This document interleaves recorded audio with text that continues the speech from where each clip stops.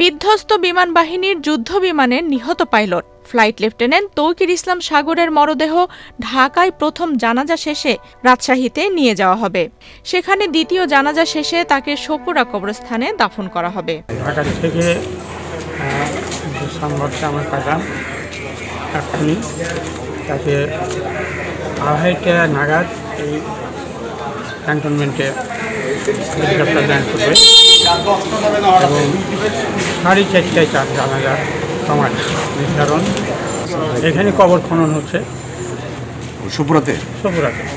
Extreme মশার coil plant fibre দিয়ে তৈরি, তাই সহজে ভাঙে না, সুগন্ধিযুক্ত ও নিরবিচ্ছিন্নভাবে জ্বলে। ডেঙ্গু, চিকুনগুনিয়া বাহি সহ যে কোনো মশার বিরুদ্ধে দেয় এক্সট্রিম সুরক্ষা। তৌকিরের গ্রামের বাড়ি চাঁপাইনবাবগঞ্জের শিবগঞ্জ উপজেলার চককীর্তি ইউনিয়নের কৃষ্ণচন্দ্রপুর গ্রামে হলেও তার পরিবার দীর্ঘ 30 বছর আগে রাজশাহীতে স্থায়ীভাবে বসবাস শুরু করে। অধিকাংশ আত্মীয় স্বজনও রাজশাহীতে থাকায় মরদেহ গ্রামে নেওয়া হবে না বলে স্বজনদের পক্ষ থেকে জানানো হয়েছে। বর্তমানে তৌকিরের রাজশাহীর উপশহরের 3 নম্বর সেক্টরের বাসায় চলছে শোকের মাতম, আর সপুরা কবরস্থানে চলছে তার কবর খননের কাজ।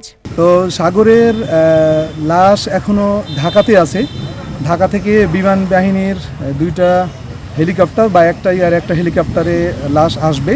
আসার টাইমটা ঠিক এখনও জানা যায় না, তবে ওনারা জানিয়েছেন ওনাদের কর্তৃপক্ষ যে রাজশাহীতে 4:30টার সময় ওনারা জানাজা করবেন।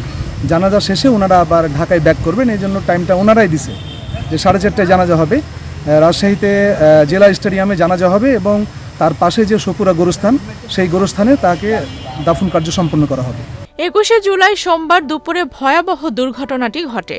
বাংলাদেশ বিমান বাহিনীর একটি যুদ্ধ বিমান আচমকাই রাজধানীর উত্তরায় মাইলস্টোন স্কুল অ্যান্ড কলেজে আছড়ে পড়ে। ঘটনায় এখন পর্যন্ত 27 জন নিহতের খবর পাওয়া গেছে।